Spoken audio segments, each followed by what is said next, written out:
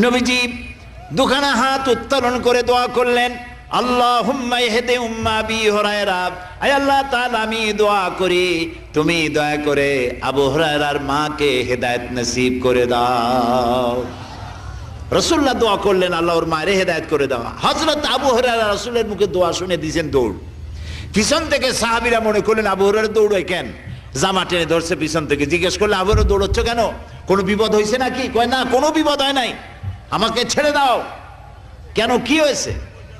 হযরত আবু হুরায়রা বলেন, সাহাবীরা আমাকে ছাড়ো, আমি দৌড়াইয়া বাড়ি গিয়ে দেখতে চাই। আমি আগে দৌড়াইয়া বাড়ি পৌঁছলাম, নাবি বাড়ি পৌঁছবার আগে আল্লাহ নবীর দোয়া আমার বাড়ি পৌঁছায়। সেই দুইটা জিনিসের কোনটা আমি দেখতে চাই।